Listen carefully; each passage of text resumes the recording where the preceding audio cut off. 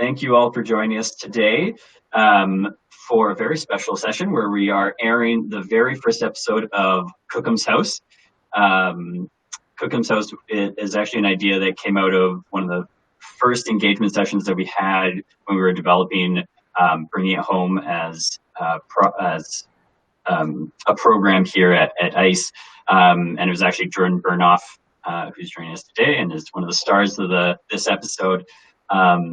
Her and Chris Henderson had this idea to set up a show where we talk to Kohkums and Mushums to hear their questions about energy efficiency and what's going on in their world. So without further ado, I'm going to play the episode.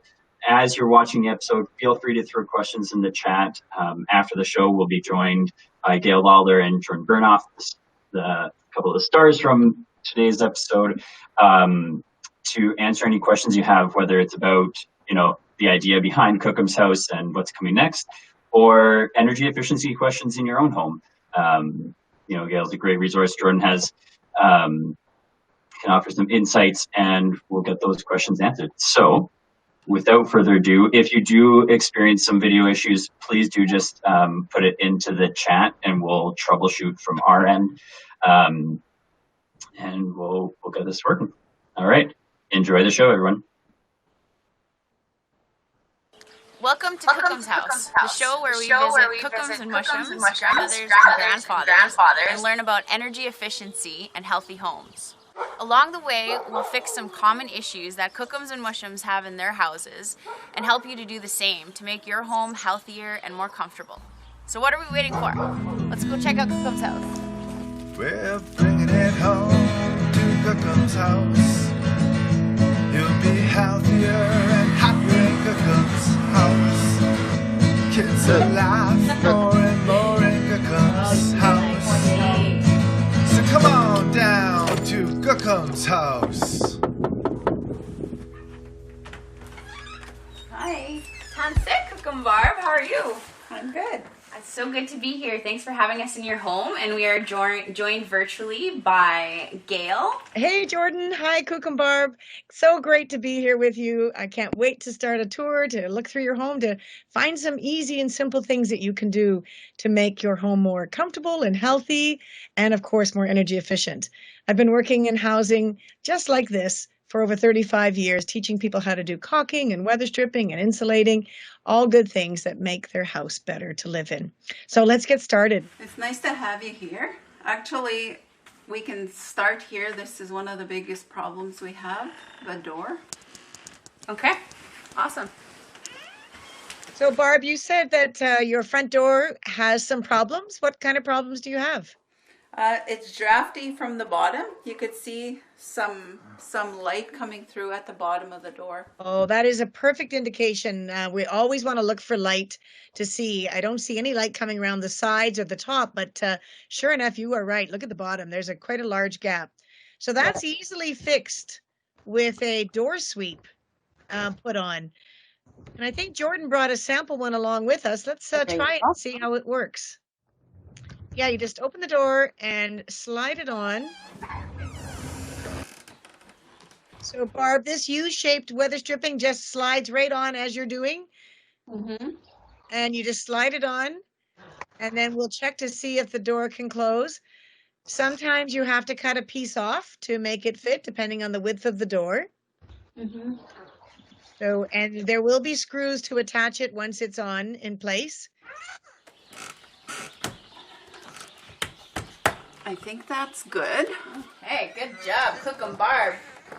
What kind of work we did here? Can you see any light? No light. Oh, that is a great job. Look how nice that looks. And you are going to be so much more comfortable at that landing. Well done.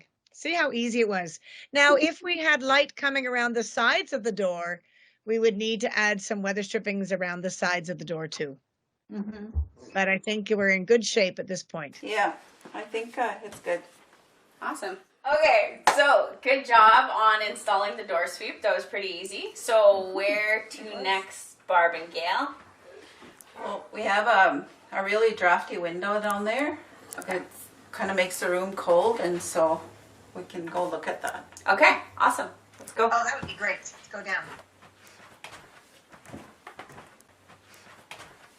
So, what problems would you say you're having with your window? Well, when it's very cold, and right now it's warm, I mean -6. Normally when it's much colder, there's a lot of ice buildup in here, and you can feel the draft from this window. Okay. And I'm not sure if you can open it right now. No, it's frozen. It's frozen shut. Yeah, so. There's snow built up back there. Mm-hmm. What about condensation? Do you notice condensation? Maybe not on this window, but... Yeah, there is, because it's kind of a little bit moldy in here. Okay. You can see a bit of mold that's building up at the bottom. Okay, so Gail, what can you tell us about the condensation and ice buildup and all those common problems that people might have with their windows? Well, that looks like a window. You're in a basement bathroom, aren't you, there? And so there's lots of moisture from the shower and when it's being used. So that window is going to be very cold and going to have condensation on it from the showers. So we need to put some shrink wrap window film on it. If we don't open the window during the winter, some plastic window film. If you open that right up and unravel that, Jordyn, you can see this product. Let's take a look at it. And so installing something like this, the inside of the window, makes that window crystal clear, no more condensation, no more ice buildup at all. I can see on the right-hand side of the window that there's foam, spray foam, and there's no trim because it's in a kind of an unfinished area. So that spray foam is fantastic way to install that window. I'm really happy to see that. And Barb, I noticed you touching the lock and opening and closing it. And that's a really important piece as well, to make sure that windows can actually lock. Because so many times we don't lock them and that they don't push against the weather stripping. So that's great that you know that it needs to be in a lock position. That it's frozen is another story all to itself. That's called winter in Canada. But the window film will make this a nice airtight, and all the draft and all the condensation will be gone. So to install this plastic, this is cool. This plastic has its own piece of tape already attached at the top. So you're going to, with Barb and Jordyn together, you're going to start it at the very top, and you're going to peel back the paper backing and attach it to the window frame.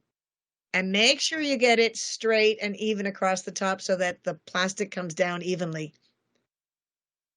The next step is to take your roll of tape, and you need to add the tape on all the other 3 sides. Make sure you go right up. If you can lift back a little bit so that each corner will have a crisscross of tape. Peel back the paper just in the corner. Do not take the backing off the tape until we're ready to attach all the plastic. So just tape it to the other 3 sides and overlap at the corners if you can. Surgery time again here. Just removing the tape on each side, and you do one side at a time. And press the plastic into the exposed tape as you come down equally together. So don't remove all the tape backing at once. Just remove it. Just keep pulling it down as you push the plastic onto it. Once you've done this a few times, it's much easier. You can see, though, it is a 2-person job. Takes a bit of patience. Once we have it, don't cut anything yet. Do the hairdryer first. Make sure the plastic is nice and straight. If there's some wrinkles in it, don't worry. The hairdryer will take it out. Now, take your fingers and go bing like that on the plastic. Perfect job. Now you take the scissors and trim it around the tape. Sometimes an X-Acto blade will work better. You just slide the X-Acto blade down. Perfect. Now, Barb, this room will be nice and warm, no condensation on the window, and you've got a much more comfortable space and no chance for more damage from water accumulation. Where would you like to go next? Where's another issue? The caulking in the shower, it has some Like mold buildup? Yeah. Okay. So, all right, well, let's take a look in the shower. Okay. So So I see a pretty typical problem here, Barb, that all the mold is growing on the caulking. Mm-hmm. If I was to hazard a good guess here, I would say that the wrong type of caulking was actually used to caulk this shower. Okay. It's important to use the right kinds of caulking. This one requires a mold and mildew resistant caulking to avoid that from happening in the future. So unfortunately, it's a cut and pull out and remove and a re-caulking job to be done to stop that mold. So just use a proper caulking? Yes, the proper caulking. It's a kitchen and bathtub mold and mildew resistant caulking is what is needed. Okay. Okay, awesome. Thank you, Gail. All right, Barbara, where to next? We looked at the window and the moldy shower, and where to now? The bedroom with a broken seal on it, I guess. Okay, we're upstairs to the bedroom. All right, so we are here upstairs in the bedroom, and can you tell me kind of some problems that you're having with this window? Well, this window, I guess I'll have to open the blind so you can see it. It has some condensation, gets condensation, and plus there's well, you can see some condensation here. Yeah. And then there seems to be like frost in between here. You can see that the window that looks really kind of dirty inside. Kind of foggy, there. yeah. So what causes condensation, Gail? Well, the glass in our windows is the weakest link in our whole house. And so when that glass doesn't get the equal amount of heat that all the rest of the surfaces in the house gets because of the blinds and the drapes, that window gets very cold. Warm, moist air from the house inside is always looking for a cold surface to condense. So one of the best ways to reduce condensation on windows is to keep your humidity levels down in the house, which we can talk about later, but also keeping blinds and drapes open all day long as much as possible, so that heat from your wood stove, heat from the furnace, heat from the baseboards can get to the glass and warm it up and keep it warm. Okay. Do you normally have the blinds and drapes closed, Barbara? Sometimes, like on weekdays when we're just rushing off to work, you know, and we don't normally open them, but summertime we normally do, but then there's no problem with condensation then, so. Yeah. Mm-hmm. If I could advise that it would be a great idea, no matter how rushed you are for work, to open up the blinds on all your windows so that, especially on the coldest days of the winter when you know there's going to be condensation. When moisture builds up on our windows and it turns to ice, then it starts to damage the window and down the drywall as well. So we want to avoid that damage by just opening blinds and drapes. That might have been what happened with this one, because there was a lot of ice buildup in here, especially during -30 weather. There was like a lot of ice in there. So that's exactly what happened. Yes. So getting as much heat to that glass as possible all the time. Now I do see the left side is a bit foggier than the right side. So this is the broken seal you were speaking of? Yeah, this side. Oh, yeah. Now, unfortunately, there's nothing that I know that you can do. There are some companies that will come and take out that moisture and reseal it, but it's not an easy thing to do. If it doesn't bother you, it's not affecting the efficiency of your window too much, but it does deter from your view. Mm-hmm. But it's a replacement window, unfortunately, once the seal is broken. But sometimes you can just replace that one piece of glass, not the whole window. Oh. So you would have to like take the window out, someone replaces it, and then put it back in? Yes. Okay. It, depending on the style of the window, that's quite possible. Again, there's our lock. That's good. Always making sure that the window's in a locked position. Yeah, this lock doesn't work, though. Yeah. So would that impact anything? It just makes sure, it means that when it's not locking, it means that the weather stripping is not being pressed. So in the same way that your front door, if we didn't shut the front door completely fully, you would see air all around the sides. And as soon as you close the door and lock it, the weather stripping starts to It work. just kind of Same thing suctions for almost. windows. Weather stripping needs to be pushed tight to make it work. Okay. All right, so we've learned about condensation on the windows, and opening the blinds is one way to control condensation and moisture in your home, but another way is with a fan. So we're going to go to the bathroom and take a look at the bathroom fan, and Gail will tell us a little bit about moisture in your house and how that can help. So we are in the bathroom. As you can see, there's a lot of condensation on the window, and we have a fan in here. So how often do you use the fan? Normally when somebody has a bath, it's turned on. Mm-hmm. Yeah, so there's a lot more condensation because somebody just had a bath in here. So other than that, just for like bathroom use mainly? Yeah. Okay. So I don't think as often, maybe as we should? As we should. Okay. Maybe Gail can tell us a little bit about bathroom fan usage, and it's not just limited to the bathroom space. So Gail, you want to talk a little bit about that? Jordyn. You are so right, Jordyn. We often think of the bathroom fan only being used when we're showering or bathing, and it only gets turned on while we're actually in the bathroom. But in fact, it should run for maybe 30 minutes, an hour after the shower or the bath to get the excess moisture out.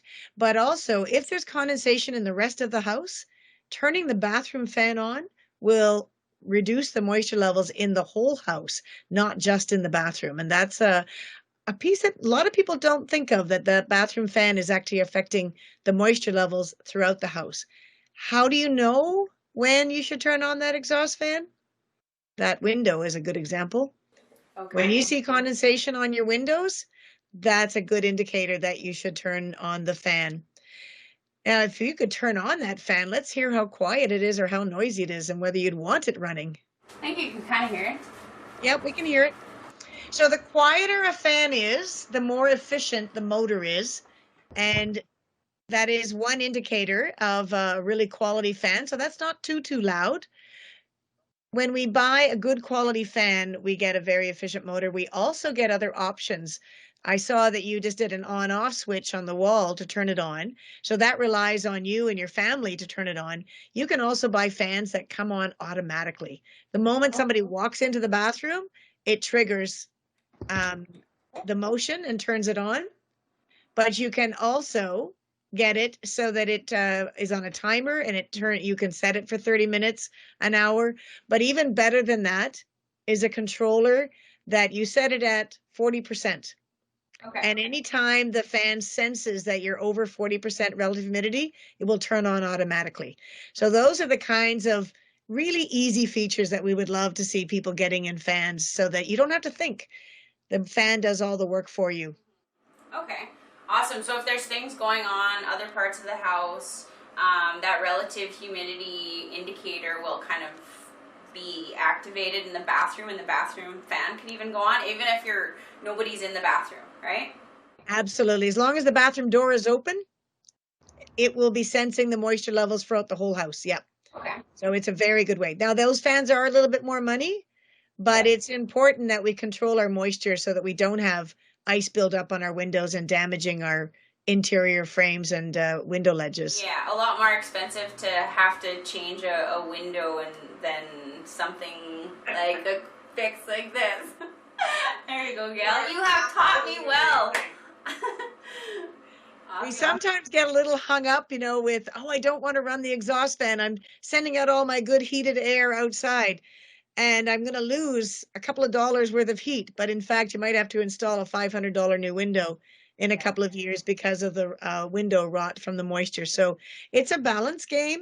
We want to build and renovate our houses, keep them airtight, stop the moisture from exiting where it wants to exit. We want to control where it exits, and we want it to exit through exhaust fans. Okay, so we were just talking a little bit about humidity. So this little tool, is it called a hygrometer or?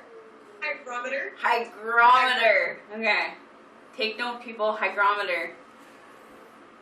And what's the function of this scale? It measures the relative humidity in the air. It measures how much moisture the air is holding at a certain temperature. So it's a wonderful tool to have. They're very inexpensive to buy, and they're available at all of the hardware stores. And you watch it, and if it's over 40%, you really need to be turning the exhaust fan on. You can also, if you don't have one, just watch your windows. As soon as windows start to get condensation on them, you've gone over 40%, and you need to turn exhaust fans on. But it's nice to have a separate little gauge to measure temperature and humidity in the house to help you make decisions. Okay, in here we're at 47% now. It just went up a little bit. I just grabbed it from the kitchen and came in here. Now it's 47.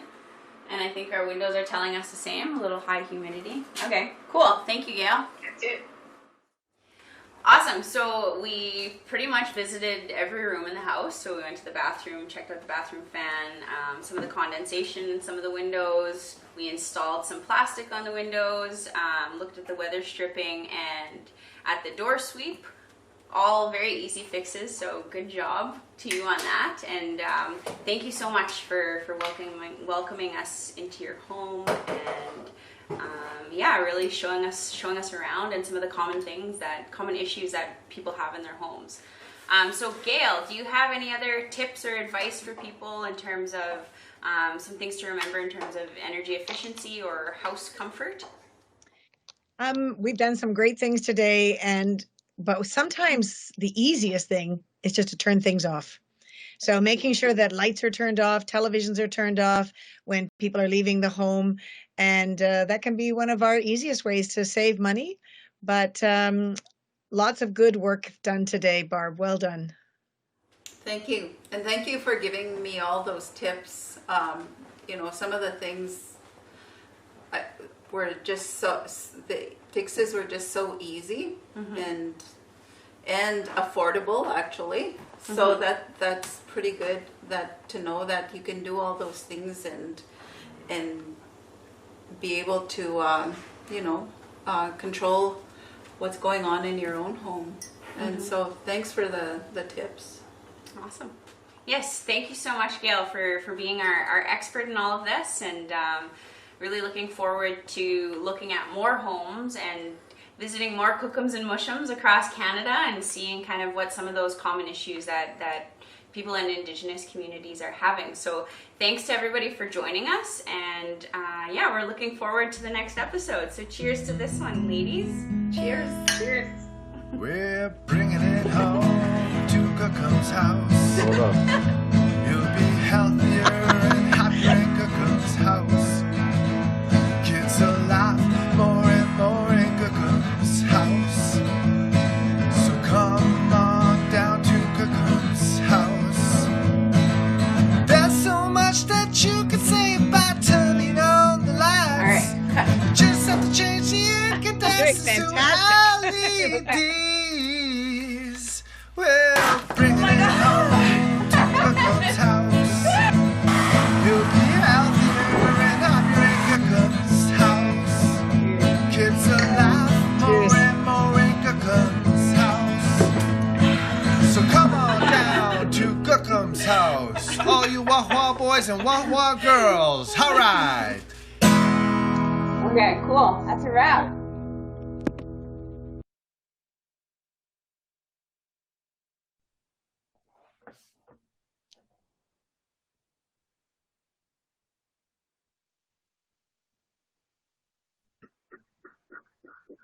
All right, we're just going to give a second because internet browser speeds are different for everyone. All right. What'd you guys think? Can we get some applause? And I saw a lot of great feedback coming in from the chat. Can we just get a big woohoo for Gail and Jordyn and Kohkum Barb, as well as, of course, you saw in the credits, Ted Flett, who did all the filming for us. COVID threw us a big curveball here, so we asked Ted, and he did it, and he got all that filming done right in house. AJ Squager for putting together that beautiful song. It's been stuck in my head for probably 2 weeks now, and I don't care. It's great. And then Chris Henderson and Jordyn Burnouf for putting the lyrics together to Kohkum's House, and Alexandra for doing all the editing there. So this was a big collaboration, and yeah, thank you guys for coming out and being willing to put this together with us. So you guys have the stars of the show here. If you have any questions, please add them into the chat here, and we can get those answered, whether they're energy efficiency questions like what Kohkum Barb was asking, or if there's questions about the show in general and what's coming next. I saw one question come in here from Amanda Spice about the blinds and that scene. So Amanda Spice asked, if you open the blinds, won't that let more heat out? Would it be better to keep north-facing window blinds closed and opening south-facing windows to let the sun in to help warm the house? Any insights on that? Well, there's some truth to that for sure, but if there are condensation problems on the windows, it's far more important from a durability perspective to keep those blinds and windows open. They need the heat from the house to keep them dry. And if it's warm and dry, water can't condense and ice can't form and mold can't grow. So in my mind, from the balancing act aspect here, no mold, no damage outweighs the loss of some heat by opening the blinds and drapes. So always important to keep them as open as possible in the wintertime during the day. I also noticed this like at our cabin.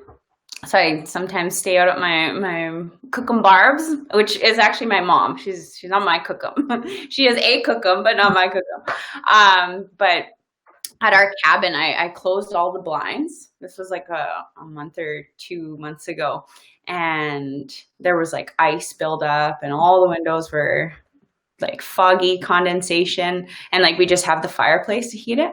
And my sister was like, what are you doing? She opened all the blinds. And I'm like, okay. And then Gail told us this tidbit. And I was like, it all makes sense now.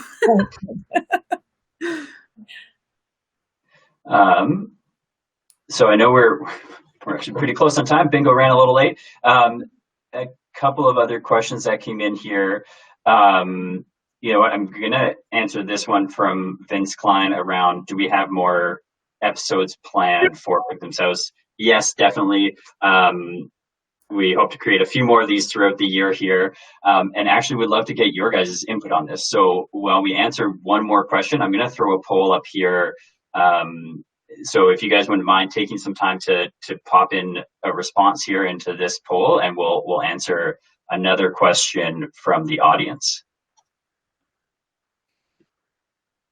So we'd love to hear, you know, what questions do you have about energy efficiency that you'd like to see answered in future Kohkum's House episodes? And would you be interested in hosting one in your community?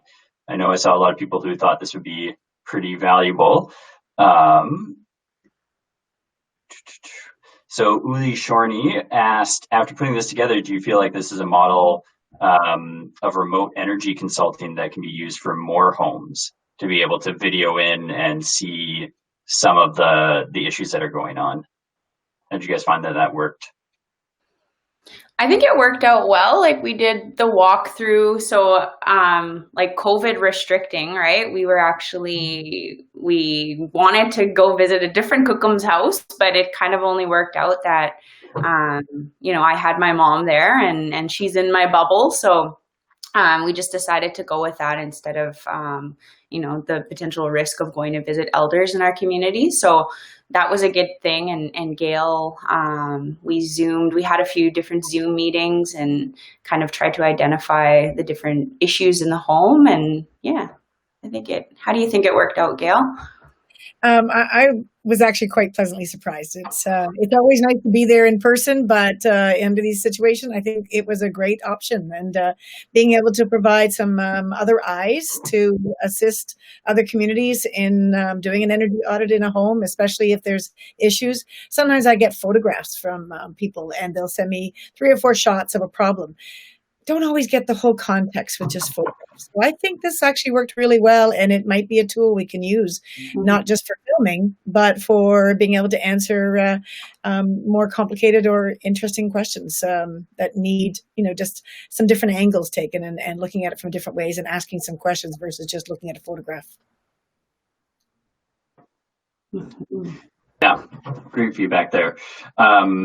So we are at the end of our time. I saw a couple of questions about humidifiers and humidity levels. We'll get those questions posted up onto the ICE network. You saw that I shared the link to the video, which is posted on the ICE network. It's also on our YouTube page now. So please feel free to use it in your own communities, share it with whoever you think needs to see it.